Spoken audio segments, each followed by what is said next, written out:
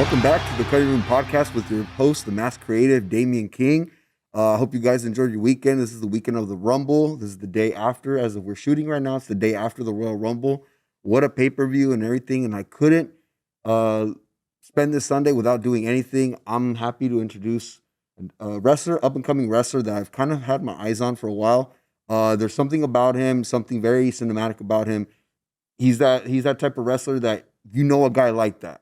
And I like that when you can relate. Wrestling's all about relating. When you can relate to a pro wrestler, a character, a gimmick, or anything, it helps out. And I usually bring out gifts or have something themed for each person I bring on. So I thought, what better than to bring on today? I'd like to introduce Fat Maximus. Yeah, buddy. I love it. I got a little something in here as well for me, but we'll just keep that a secret for now. Perfect. How you doing today, Thad? I'm doing amazing, bro. How are you? Pretty good. So, first question right off the back, dude. Where'd you grow up? I grew up all over SoCal, basically. I was born in a little town called La Cañada, about 15-minute drive from Glendale. And from there, I kind of moved, like I said, all over SoCal. I lived in Huntington Beach, Orange County. I lived in the Valley in Van Nuys. I lived all the way in like West Covina and like the Chino Hills area. And then I lived kind of like right in the middle of downtown LA, like kind of near where Skid Row was. Okay. Or still is. And that was basically the last place I lived before I moved here to Nevada. Okay. So how did pro wrestling come into your life? So I actually really love telling the story. When I was a kid, my mom got me and my brother the Nintendo DS. And along with it, she gave us like a collection of like random games. Like I think we had like Mario Party. We had like a bunch of other like Nintendo DS games. And one of them was SmackDown versus Raw. Nice. And at the time, I knew nothing about wrestling. But I found this game and I fell in love with it. And I played it for like over a year until I was scrolling through TV and I found on the TV guide, they were replaying Undertaker versus Shawn Michaels, the career versus streak match from WrestleMania 26. And again, at the time, I thought wrestling was just a video game. I didn't know these guys were real. So when I saw that, I'm like, oh, someone is just like recreating like a video game gameplay. So when I turned it on and like, holy shit, these guys are real, I instantly fell in love. And that match itself was amazing because, like I said, I knew nothing about wrestling. So going into it, it was like, here is a guy who is facing an undead wizard who is undefeated, and he is so confident that he's going to beat this guy that he's putting his whole career on the line. And I was instantly like clicked into it. And the match, like I said, the match itself, I think everybody knows how great that match is. And just after that, I was like, I need to find more. So I started watching Raw, SmackDown, and other WWE shows for a couple of years before I discovered TNA and started watching that stuff. A little after that, I started watching all the other independents. I started watching places like PWG, Ring of Honor, New Japan, and I was just a fan of everything that I can get my hands on wrestling-wise. There's so much exposition in just that answer, and there's so many things I want to get into just that. First of all, do you remember which SmackDown versus Raw you had specifically? The thing about it is, like, I think it was 2010 because, like I said, I had it on the DS, and a couple years later, I found it on the Wii because I had a Wii as well. And the story mode was completely different from the one they have on the DS. Because on the DS, it was like you create your own superstar and then you go through your career, basically, and having all these different feuds. And I think the story mode for 2010 was kind of the same. Like you create your own superstar and then go through the stages of being a wrestler. But there was just like more to it. Obviously, the graphics on a Nintendo DS aren't going to be as good as the ones on the Wii. But I really fell in love with the WWE video games because at the time I wasn't really a video game guy. Yeah. I played Call of Duty maybe a couple times, but I played SmackDown versus Raw, the 2K games, WWE 12, 13. WWE 13 was my favorite. I loved the Attitude Era. Yeah. Story, and I was just a big fan, and I just wanted to keep playing all the WWE games. You said you love the Attitude Era, but I see a lot of hints of a certain superstar. I wonder if he's in your top 5. Is Hulk Hogan in your top 5 wrestlers of all time? I see you do the hulking up, and you do a lot of the leg drop, and you kind of a little nod to him, but I would. Yeah, I think that there's a lot of wrestlers out there that who have a lot of controversy around them, but I think it's just around the person. So I think Hulk Hogan, the wrestler, is a very, very entertaining character and probably the most important character in all of wrestling. Terry can be a piece of shit sometimes, but I, like you said, I kind of adapt some of his like mannerisms and his moveset a little bit because he was just so easy. Yeah, really. Like when you think about like the time that he wrestled, it was so simple. And the way he wrestled was so simple. It was a lot of punches and leg drops and stuff like that. But I think what made it good was that the fact of he had so much charisma and just his mannerisms were so good that stuff like a punch or a big boot or a leg drop, stuff that gets used a lot nowadays. He made that a big deal. And that's what I kind of try to do, is try to make the small moves seem bigger. Yeah. Yeah. So again, like I would say like my top 5 guys, he's definitely not there. Okay. I always like to think of guys that really got me into wrestling. Okay. So guys like Daniel Bryan. Love Bryan Danielson, but Daniel Bryan from WWE, he really got me into wrestling, the whole Yes movement and everything. And also Edge. I was a really, really big Edge fan. And I actually, when I started, like I said, I started watching wrestling shortly in like 2010. And not even right after that, he like somewhat retired. Yeah. And then when he came back in 2020 at the Royal Rumble, I was so happy. I almost cried. Yeah. Because like I said, he was one of my favorites when I started watching. Another guy was The Miz. Okay. Very underrated, was always like a big Miz fan, even when I didn't know, because as a kid, when you're watching, you see these bad guys and you just have this hatred against them. And Miz was so good at like getting people to hate him that I just like, you realize like later on in life, as you grow older, that he was playing you, he was working you, because like I said, I really hated The Miz as a kid, but as I grew older and I got more mature, I was like, I had more of a respect for him because of who he was as a worker. And another guy that like really, really got me into like the independents. It's another guy that's like personally, like person-wise, can be a little controversial, but as a wrestler, he was so good. It's a guy that doesn't get talked about a lot. Marty Scurll, the villain Marty Scurll. I was a huge Marty Scurll fan, and he really got me into the independents. I think him versus Will Ospreay from one of their Rev Pro shows was like one of the first like independent matches I watched. And I loved the way he was as a heel, with his mannerisms and just the way that he was able to like technically, be good as a wrestler and, use all these different holds and like, he was so smooth, but he was also like really kind of a dick.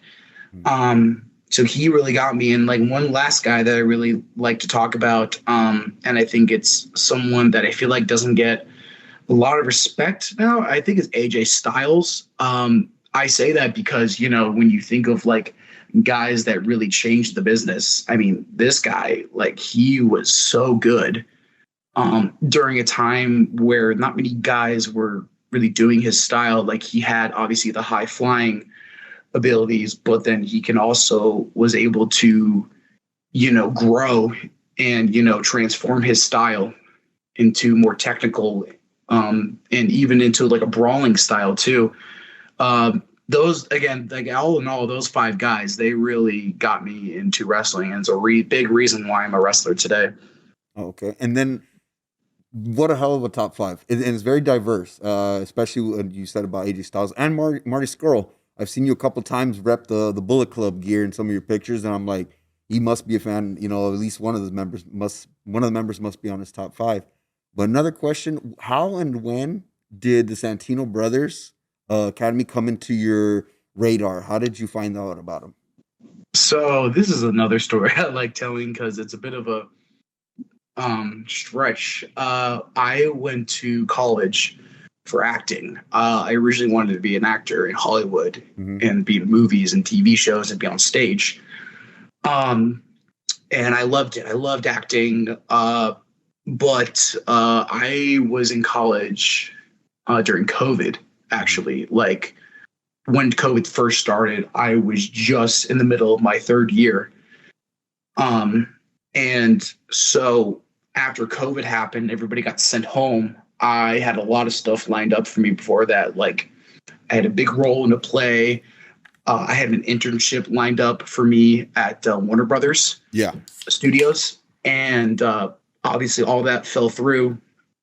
And then even after that, we started doing, filming stuff because they still wanted to, perform. But all we really did was, set up a camera in your room and do a scene monologue or whatever it was in your room talking to a camera. For me personally, like I just didn't feel any connection really. Like when I perform, I need somebody there to like really feed off what I'm giving them. So I think because I knew that this is the way the business was going to be after COVID, because self tapes is like a really big thing Mm-hmm. for actors, having to be able to stand in a room, set up a green screen, and, just perform in front of a camera was a big thing that I knew was going to happen going forward. And I just lost the passion for it. So when I graduated college, I, needed to find something to do Mm-hmm. with my life. And I was always, a wrestling fan, but I never really pictured myself being a wrestler. So I talked to my cousin, who is really good friends with Mikey Nolan of Mikey Nolan Photography. He has done a lot of good photography for PWG. He was PWG's main photography guy Okay. for the longest time.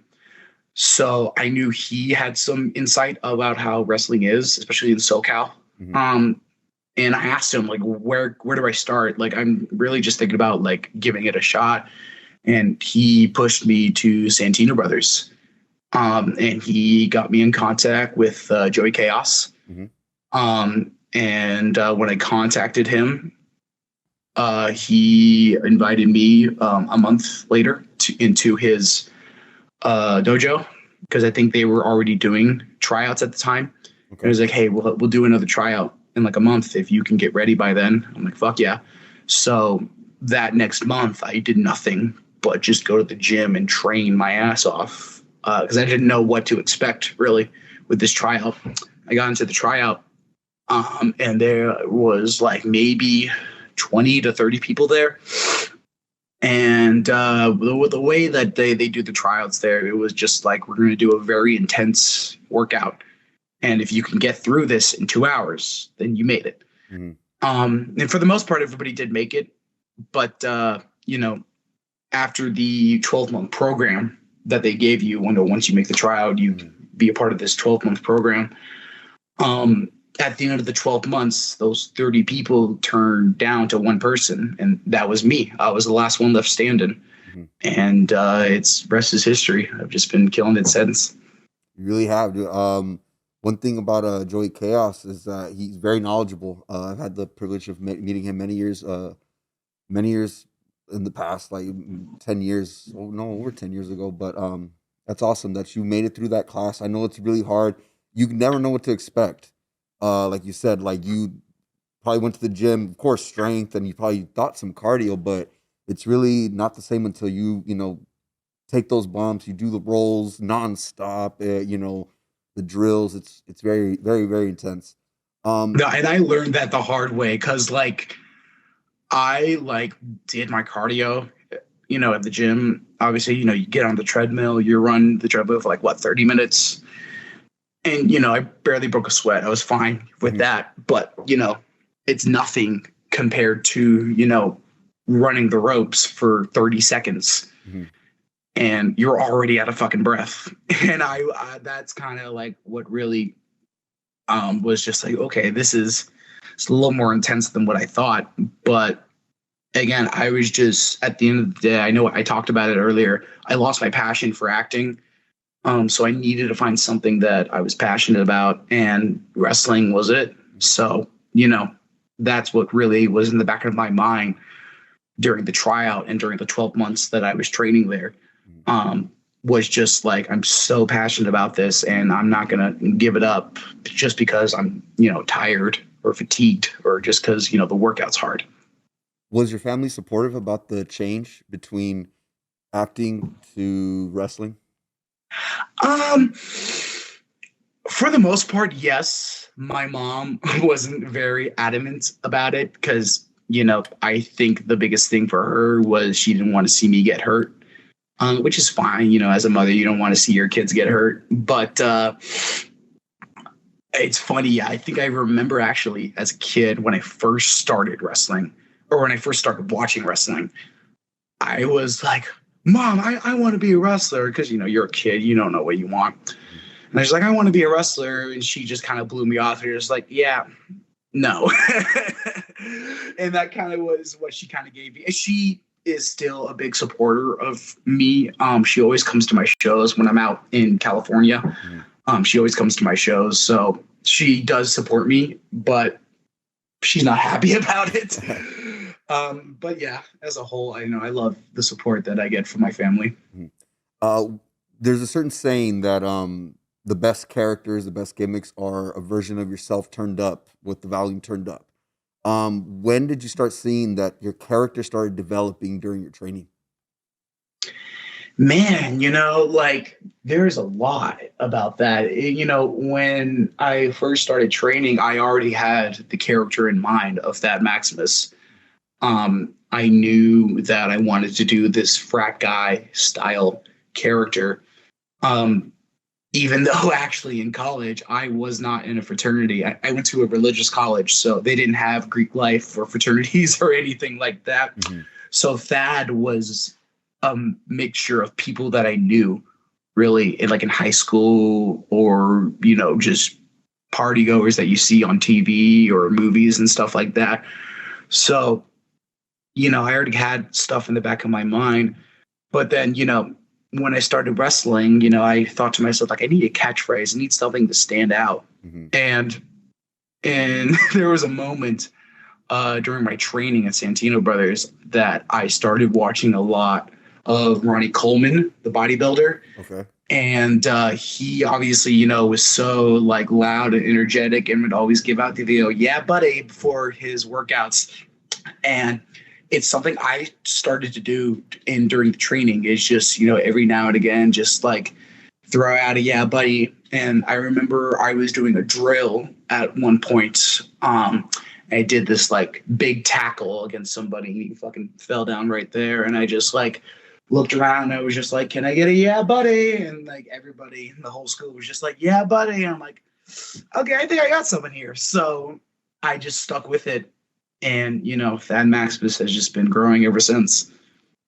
You say you're very vocal in your training. One of my most favorite moments from you during a training match actually is when you shouted out the Hooters shout out where you're like free wings or at Hooters or something, and I was like, that's when I love that. That's very like you mentioned something about characters you see on TV. That's when characters or pro wrestlers become very cinematic. That you can relate and you see stuff like that. Like when I see your character, I kind of see hints of Tommy Boy, Stifler, Frank the Tank, that party guy, but like what he does with Thad does kind of gives him backstory with all the promo videos that you do, all your vignettes that I'm assuming you do yourself, right? And no one really helping you. Yeah, no, it's just usually just me or somebody that can find film Mhm. for me. Um, I never really like need much when it comes to a promo. It's usually just like I need just a scenario of who I'm facing, and I kind of just work in a little bit of who that is into it, where it could just be like, here's a quick story about like I got into a bar fight over the weekend, but enough about that. Let me talk about my opponent real quick. Yeah. I always just try to find stuff like that, like obviously, when you cut a promo, you want to, promote who you're facing and the company that you're going to be in. But at the same time, you're also promoting yourself. So, I can't really promote myself if who all I'm talking about is my opponent or the promotion. I have to include myself in it. So that's kind of how, I try to just throw out, like I said, little things of like bar fights or like this girl I hooked up with over the weekend and, like this crazy rager I threw. Like I always just try to like, show that like, okay, yeah, this is a wrestling match, but also like this is Thad. It's not going to be a typical wrestling match. So would you say did the Azusa Pacific Theater kind of prepare you for this? Was it really like the first step to a bigger step? I think with how Zeus Pacific was, they definitely helped with my performance. Being able to, use my mannerisms to its full ability, especially in front of a crowd, because, when you're on stage, you have to cater to people in the front row and people that are all the way in the nosebleeds. Whatever it is that you're performing, whatever, monologue you're doing or character that you're doing, you have to be able to be loud enough and be, expressive enough that, like I said, the people in the front row and the people in the back row can get it. And that's kind of how I picture wrestling is, when you're out there and you're performing, you need to be able to cater to the people in the front row, people in the back row, middle seats, the people that are just walking in. It's a performance, Yeah. really. That's what wrestling is to me. It's just a performance to people. It is physically inducing, yes, and it is, in some cases, a sport. But I think that's why sports entertainment is such an important, term to use when you talk about wrestling, because that's what it is. It is a TV show. It is an entertainment show about sports. Hmm. That's how I've always pictured it. And you say you cater to the fans. Does that also include the little kid in the front row that's chopped sliced boogie? Oh, that kid was gonna get his ass kicked. I felt so bad for him. Yeah, like so like the funny thing about that, especially that match in particular, I've always been the bad guy. I've always been the heel. So I've always been the one to, yell at kids or smack stuff out of their hands. So in that match in particular with Slice Boogie, um, it was just so like fun to just be able to flip the switch and be like, yeah, I like kids. These kids are cool because those kids in general. Shout out to them and their dad, who they go to the Relentless Pro Wrestling shows in Orange, California a lot. They printed shirts for me. The dad, who he owns like a print screen printing company or something, Hmm. and they printed shirts with my face on them and they wore them Hmm. to the show. They've always been my biggest supporters, and I just want to give a quick shout out to them if they are listening. Nice, nice. Let's turn it back because we're right here with the sliced boogie match. But let's turn it back, which is I think your most recent match, correct? Yes, yeah, So yes. Two let's weeks turn it ago was back, the match. dial it back to your first match. Who gave you the green light saying, hey, you're ready? So my very, very first match was a big scramble match at a free show that Santino Brothers was doing. It was like 4th of July weekend. I was a year and a half or wait, yeah, no, I was actually a full year into training. So this is the end of the 12-month program. Mhm. And then they did this like free show at like this like nearby park that was doing like a big festival for 4th of July. And we ran a wrestling show. And Joey said I can be in a scramble match with the condition that I wear a luchador mask. Mhm. That's kind of how they do it over there. It's just you go out there not as yourself, but as just a generic luchador and just see what you can do. And I was Johnny Diabolico Jr. for one day. Um, and I kind of had so much fun with it because I wanted to be able to put a little bit of Fat Maximus into it. And that's kind of what I did. I think I threw in a yeah, buddy at one point. Mhm. And I think after that match, Joey was just like, hey, I think you're getting there. I really was kind of a late bloomer when it came to wrestling. You know, I was very, very like, I almost want to say like doubtful of myself. I always struggle with confidence issues. So, you know, I think originally Joey did want to debut me a little bit earlier because the match that I just talked about, that was in like July of 2022. And I didn't really actually make my full debut as that Maximus until January of that later year. Um, and again, I think that just comes with the fact that I wasn't confident and I didn't think I was ready. Um, and I think Joey did know that. So I think that's why gave me a couple more months till I finally made that debut against Richie Coy, who I have so much respect for. The Richie Coy very, very, very helped me in my training, and I think they're very talented as a wrestler. And I think it was the perfect like first opponent for me. I have nothing but respect for them. Nice, nice. We talk about that you looked to movies for inspiration. You know, you wanted to get into acting. What are your top 5 films of all time?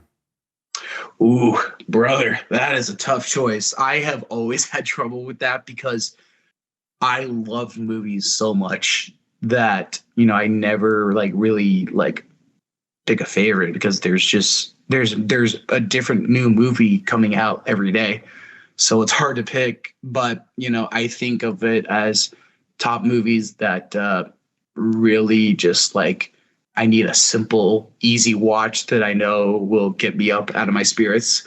One of them is The Dark Knight with Christian Bale, the best Batman movie of all time, in my opinion. Um, the next one would probably be Avengers Endgame. Mhm. I think you can already probably tell I love superhero movies. I Okay. think they're so easy to just enjoy. And sometimes that's the better thing. If it's something easy to enjoy, then everybody has to enjoy it. You know, Mhm. Avengers Endgame, Guardians of the Galaxy 3 is another one. Um, a big one for me that I think is one of my personally underrated movies that I don't feel like it's talked about a lot. Prisoners with Jake Gyllenhaal and Hugh Jackman.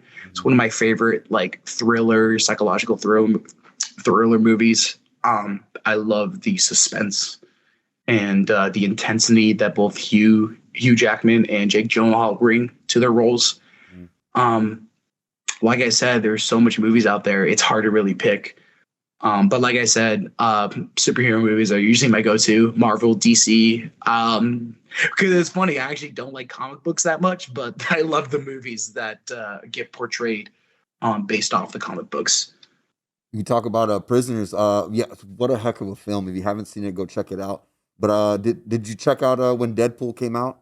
I'm assuming you probably did, right? The Yeah, Deadpool the versus Deadpool Wolverine. Wolverine movie. Yeah, I've already seen it like I 5 times. I love the scene where in Prisoners Hugh Jackman's yelling at Jake Gyllenhaal in the car with intensity, and then the same intensity he puts in when he's yelling at Deadpool in the little minivan. It was just like a nice. I felt like it was like a nice nod to the Prisoner's performance, which is like very iconic for Hugh. Apart from all the, and also a theater actor. He was actually a theater actor, which I've always loved, and that kind of helped him out, and he flourished in all the performances that he brings and everything. And that's a great example here. Somebody that has a theater background and is flourishing in the pro wrestling world. So, Thad, you're awesome. Let's go on to the next question. What has been the hardest thing for you coming through the indies that you've seen? Man, I would say, just trying to sell yourself. Wrestling is a business of just doing that, having to be able to sell yourself, to be able to go to promoters and be like, hey, I'm a guy that you need on your show. And I mentioned it before, I have really, really bad confidence issues. So that's always been something that I've struggled with, is being able to go to promoters and be like, yeah, you need me on your show. It's getting a lot better, especially with this last match that I had with Slice Boogie, which I want to take a second to just give a quick shout out to him. Mm-hmm. He was one of the guys that really helped me with my training. People like him, Tyler Bateman, and Eli Aerofly, they really had a big hand with my training over at Santino's. And the match I had with him, it was a match that I wanted when I first started training. When Slice first started training me, it was just like, I learned so much from him, and I want to be able to show that, all this time that he spent with me in the dojo, it didn't really lead to nothing. And I was so nervous going into this match because I originally wasn't supposed to face him. It was supposed to be this other guy. Mm. And he came off with an injury. So they threw me in there, and I wanted to be able to use that match as like, hey, this may be like a replacement, but I want to be able to show that I can, still perform to the magnitude of the original person that was originally supposed to perform. And I am very proud of how the match turned out. I have nothing but respect for Slice, and at the end of the day, he was the better man between the two of us in the match. Mm-hmm. And honestly, that's just a test to him. I truly believe he is one of the best wrestlers, not just in SoCal, but in all of the independent scene. The man can go. And he is, like I said, someone who taught me a lot with how character works and how intensity works. So again, I just want to give a quick shout out to him and to that match. It is definitely one of my favorite matches I have ever had. And honestly, I don't see it topping anything that I have in the future. Hopefully that might change. But, I think right now that is definitely a match that I will always be proud of. Actually, one of the most upsetting things that I started off my year with was that I wasn't able to go to that match. When we first started talking, I was like, hey, man, let's get an interview going. And then that match was announced. And I saw that it was for the title. Which promotion was it again? This was Relentless Pro Wrestling in Orange, California. Shout out to them, because they have really helped me put my name out there. They have put me against guys that I have had so many great matches with. Like I said, Slice. I had great matches with Matthias, mm-hmm. And Mikey O'Shea. Those are matches that I always think about, because it really helped me grow and perform to a great capability. And those are just guys, those three guys that I mentioned, those are guys that really I learned a lot from. And they're guys that I feel like a lot of people should be watching more. Nice. Best advice that any of your trainers, whether it's Slice, Tyler, Joey, best advice that they've ever given you? Man. It's a lot. It's a lot of knowledge with all. Yeah. Oh yeah, dude. Because that's the thing about Santino Brothers Wrestling is how much knowledge is there. You have people that have worked many promotions, NWA, PWG, WWE. They have XPW. They have had so much experience with people from Mongol, Santino, Joey. Eli, Tyler, Slice, they've all been so helpful to me. And I think just at the end of the day, if you are a wrestler that is up and coming and you want to get into this business, I think one thing that you should just really have in the back of your mind is just be coachable. Um, this business can be very tough on the mind, Mm. and you're going to get critiques, but you shouldn't treat them as personal attacks. It's just this is just how the business is. You have to be able to grow and adapt and just be better. Really, you just have to be able to be coachable and not think like, oh man, like I'm messing up here really bad. It's not that. It's just that like you can be better. And I think that's what Santino's really helped me with when I first started was, like, hey, like you're good, but this is how you can be better. Mhm. And I owe everything to them. Future goals for 2025 and beyond. Oh, man. I don't know. Try to be sober. I think just like as a whole, 2024 was really tough for me. And I think that was because I moved from SoCal to Vegas late, like basically at the beginning of 2024. So it was tough for me to, put my name out there in Vegas because no one really knew who I was. I had only been working for not even a year Mhm. when I moved here. So, like I said, nobody knew who I was.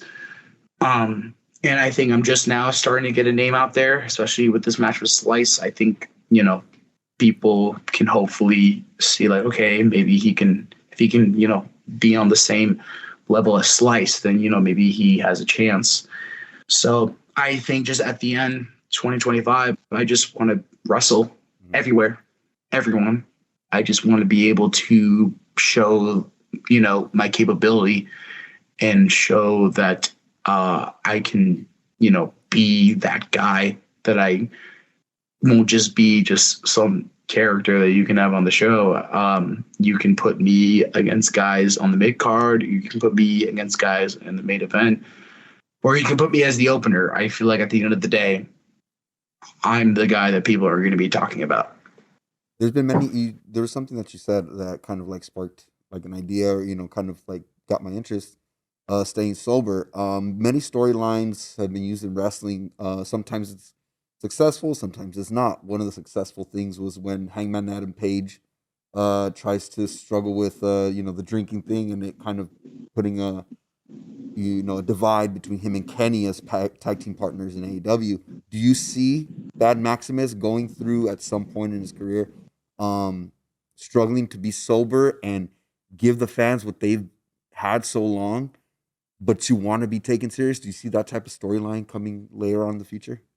Thad Maximus, he can't help himself sometimes. Sometimes, he was the life of the party. So, he really just wants to be that guy of just like, hey, come to my place and we're going to get fucked up and have like 100 people here, or we're going to go out on a bar hop and drink. And I think this last match that I had with Slice, before that, when the match got announced in like November, that next like 2 months, I didn't have a single drink because, and I mentioned that in my promo leading up to with me and Slice, is I am willing to, stop drinking and stop partying because that's how serious I am and how serious I can be.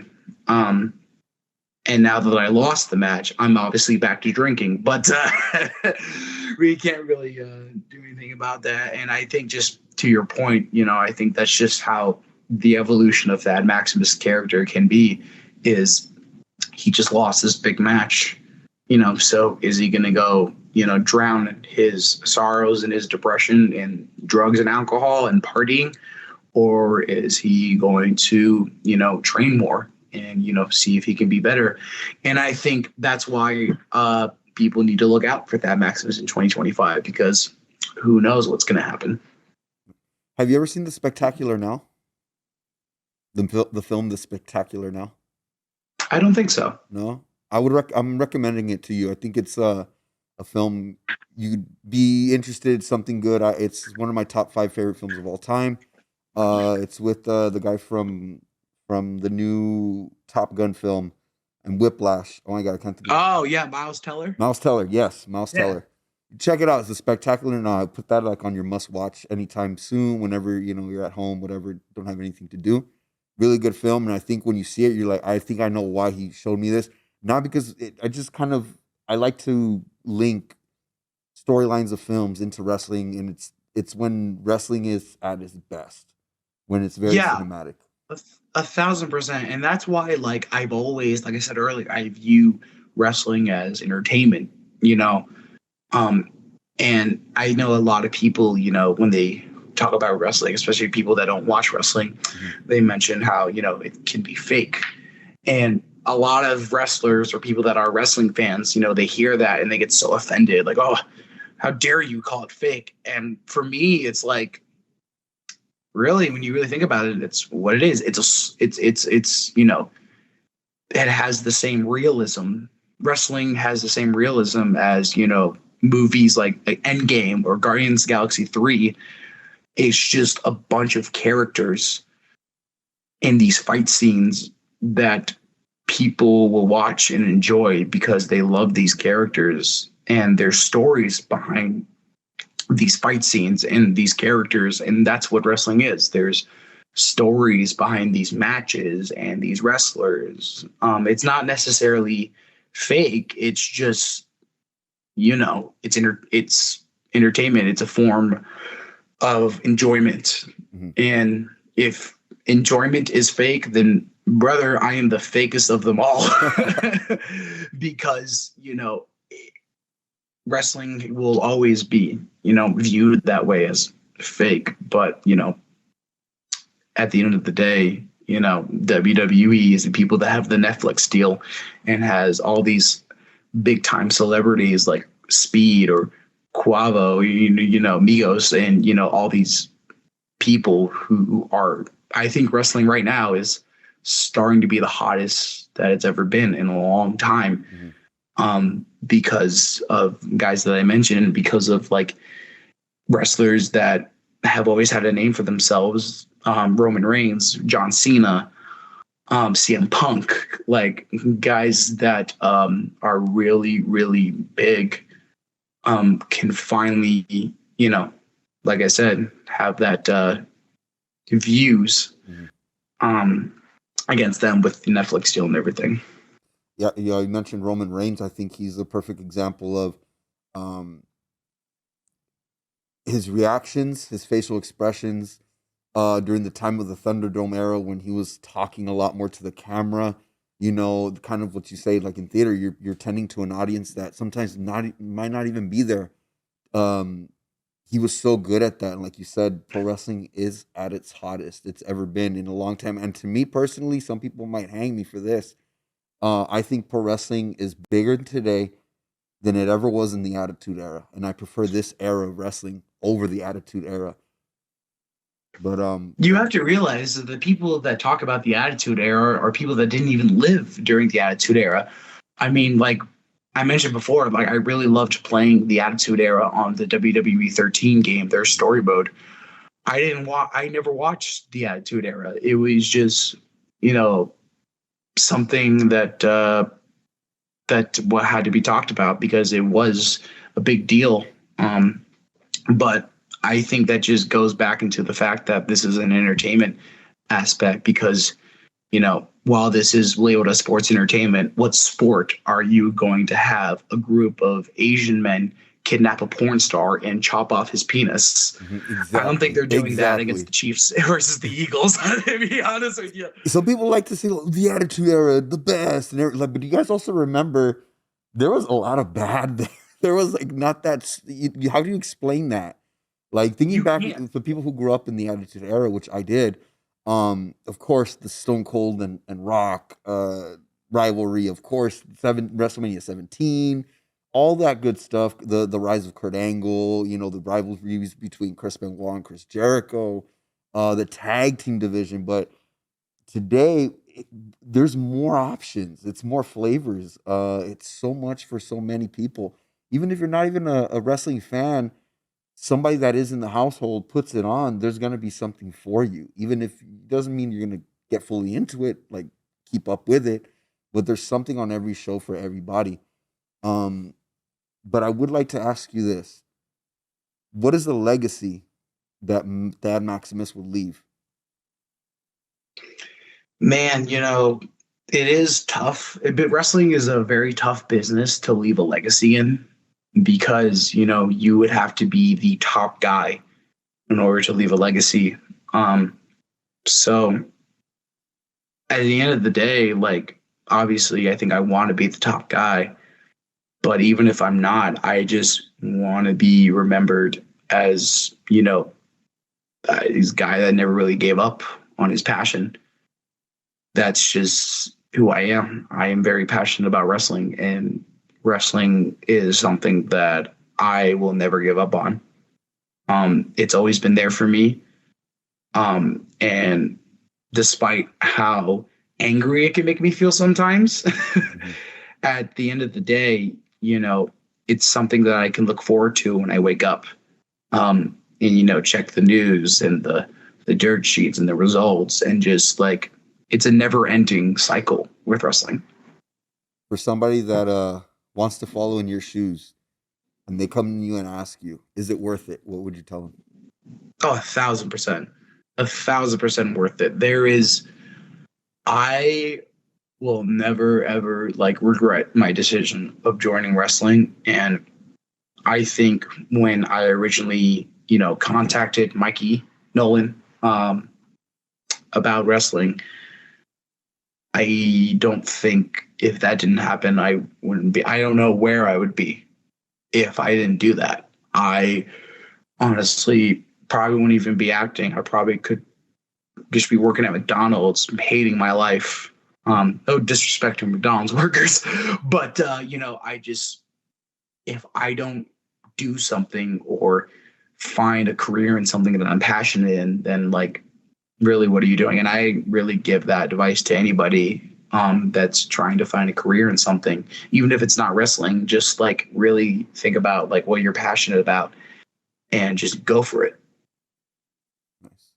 We're coming near the end of this segment in this episode. I would like to ask you upcoming shows. Where will people see you next? So I have a match for a promotion that's just starting called Teamwork Championship Wrestling, based out of Los Angeles. Hmm. I will be wrestling somebody named Callie Cortez. Callie Cortez is also from Santino Brothers Wrestling Academy, Hmm. and they're actually somebody who, when right before I left California, was somebody who I was helping training. He is a very talented kid, and he actually really helped me with a couple promos and segments because we used him as my pledge for a couple vignettes and a couple of matches too. Actually, me and this other guy who I want to give a quick shout out to, James Brady. Him and I were a tag team for a little bit. We tried using that fraternity tag style. He went off and did his own thing in St. Louis, and he's killing it over there. Um, but we used Cali Cortez as our pledge, and now I get to have a match with him February 22nd. Again, Teamwork Championship Wrestling, and I am very excited to see how he has grown, and I hope people are very excited to see the magic that we can bring. Nice, nice. Where can whoever's not familiar with that Maximus, where can they follow you? Instagram, Twitter, YouTube channels, anything. You want to shout out any of your pages? Brother, I am terrible with social media. I've always been terrible with social media, so I've always stuck with Instagram. Okay. You can probably find most of the shit I post there. Thaddy Daddy 22. You can find me there. You'll see me post my upcoming matches or highlights or just dumb shit I do on a daily basis. Nice, nice. That what an awesome time. Thank you for coming on to the Cutting Room Podcast, where we always Yes, say brother. pro wrestling is cinematic, and it's a cheers to you. I've been sipping the White Claw, see the black cherry, and this is to you, brother, to your success, to your career, and everything. I hope to catch a match live next time you're in LA. I do want to see you at the container area in Vegas, which the Container Park. the Yes. container park, which I've been actually. That will usually be something that happens with this wrestling company called Versus Pro Wrestling, who I've given a lot of shout outs tonight, but I want to give one more to Versus Pro Wrestling because that is a promotion that really gave me a spot. They were one of the first people that gave me a spot when I moved out here to Vegas. So shout out to them. Shout out to Project West and Shade. They have really helped me. And again, if you ever want to come down to Vegas, Container Park, they're probably going to run a show there. I'll be in Vegas. If I don't go to WrestleMania, I'll go to a watch party, but I will be in Vegas to catch a lot of these shows surrounding the days leading up to WrestleMania. Obviously, Remix Rumble is happening in Vegas, but I'll be in the area. And if you're available during any of the time that I have free, love to do an in-person interview and come hang out and know what it's like to party with a real pro here. So. Oh, brother, you're going to need as much energy drinks as you need because we're going to be up all night, brother. Yeah, buddy. Nice, buddy. Thank you so much, man. And that's a wrap on that, Maximus, here on the Cutting Room Podcast, where we always say pro wrestling is cinematic. And that's a cut.